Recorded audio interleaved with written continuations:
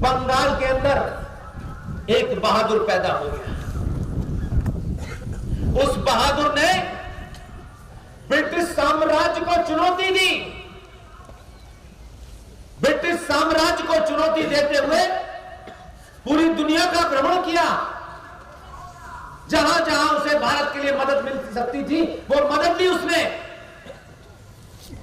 और मदद लेने के बाद उस आदमी ने 21 अक्टूबर 1943 को भारत की आजादी की घोषणा की।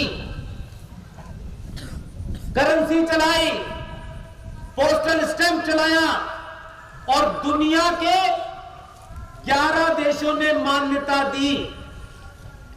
लेकिन चाटुकारों को यह अच्छा नहीं लगा,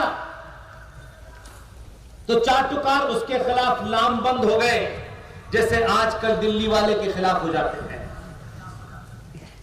ये चाटुकार हर दौर में होते हैं, लेकिन जब बहादुरों की गिनती ज्यादा बढ़ जाती है तो चाटुकार समझ जाते हैं कि अब पिटने का समय आ गया, इसलिए चुपचाप रहते हैं।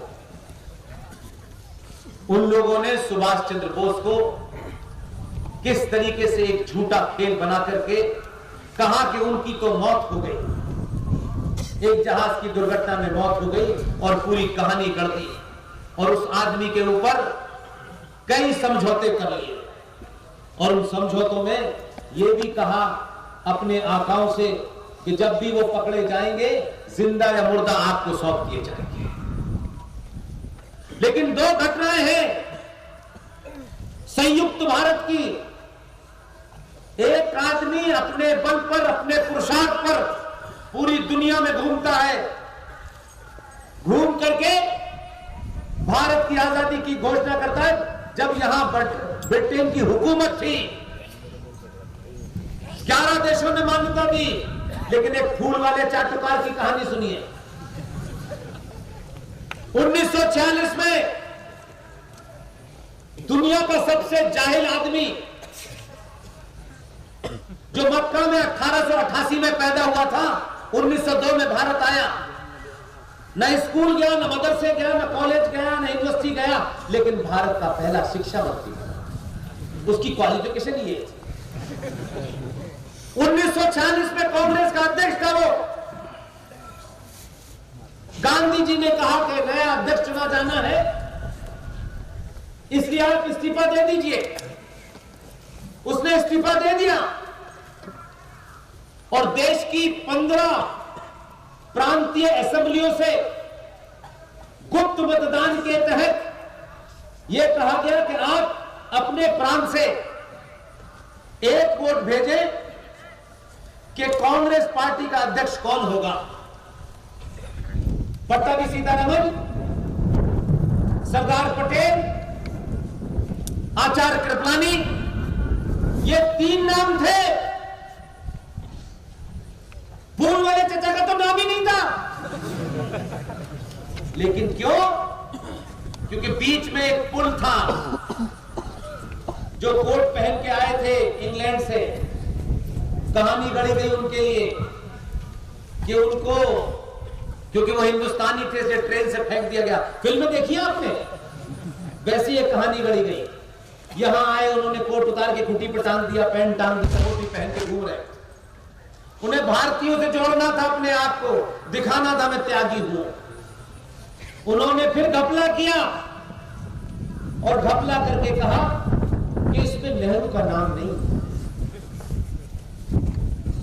फिर उसमें से एक नाम हटा और फिर नेहरू का नाम जुड़ा और 15 असेंबली से गुप्त मतदान करके अपने जब वोट भेजे और जब ईवीएम खुली, आज तो आप 2022 के भारत में है, आज आप थोड़ी देर में कहने लगते हैं। एक पार्टी तो ऐसी है कि नतीजे आते ही वो कहती है कि ईवीएम में घपला हो गया। ये वो पार्टी है, ये वो पार्टी आज 2022 में कहती है कि ईवीएम में घपला कर दिया गया है, मशीन में से वोट बदल दिए गए हैं। अरे जब ईवीएम नहीं थी तब गांधी जी ने नेहरू के साथ मिलकर ही घपला कर दिया था।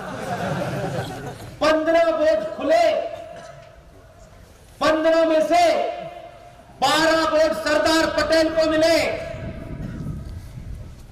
1 वोट पट्टभी सीतारमन को मिला, 1 वोट आचार्य कृपलानी को मिला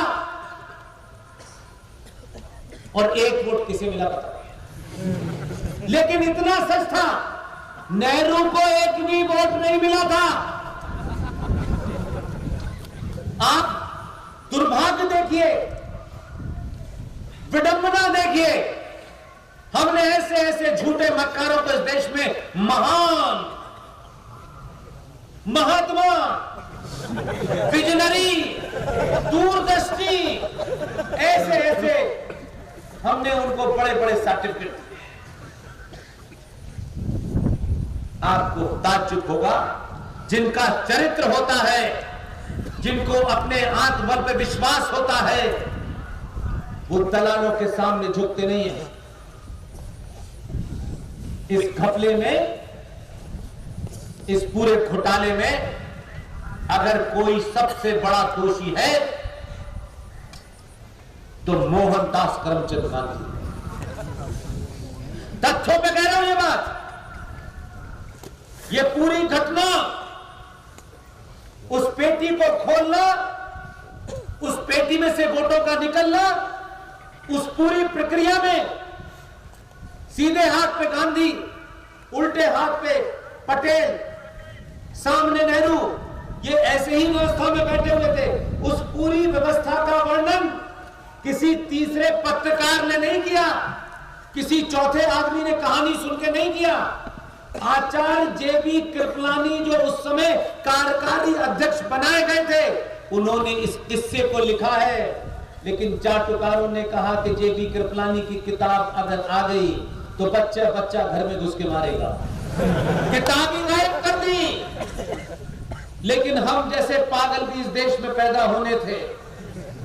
हमने कहा तुम किताब गायब करोगे, लेकिन हमारे अंदर भी पागलपने का जुनून है।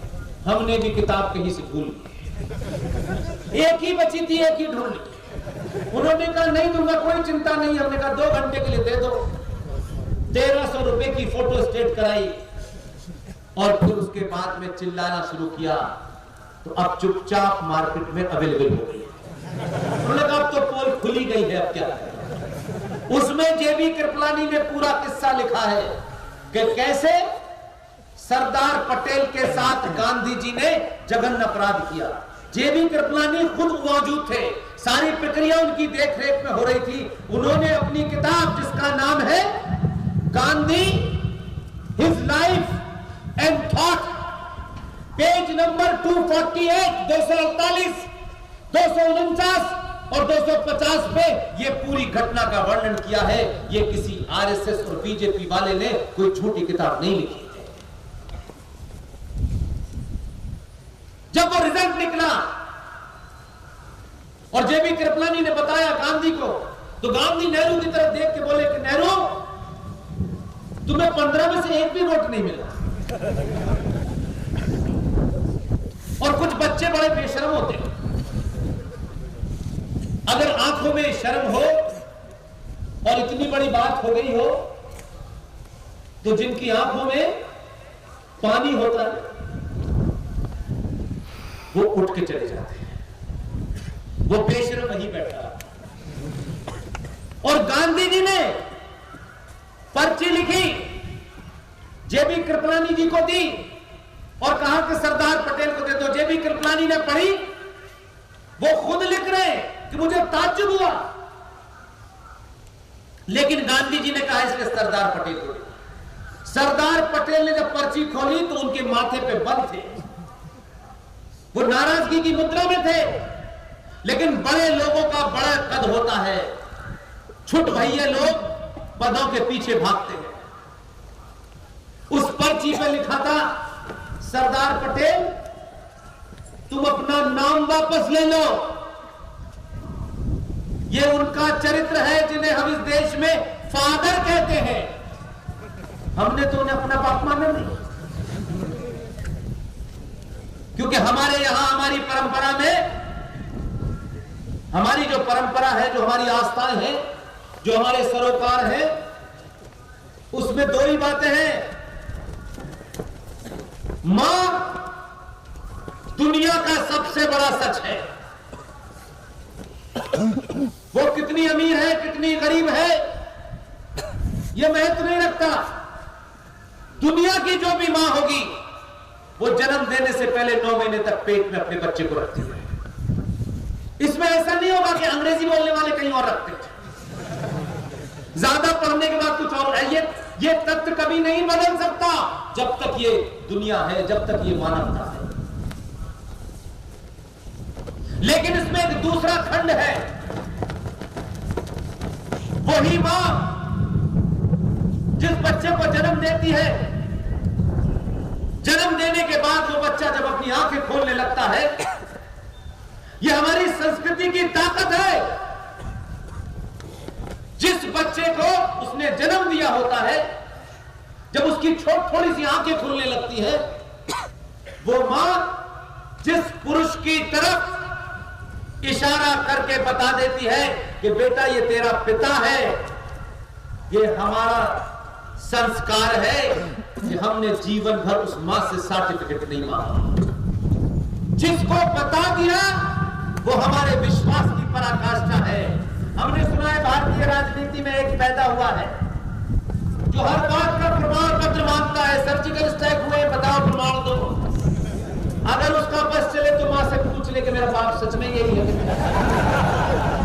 ऐसे बहुत घरे पैदा हुए। इसलिए मैं ये बात इसलिए कहना चाहता हूं, इसका संदर्भ इसलिए है कि हम हमारे संस्कारों में कभी मां को गलत नहीं कहा।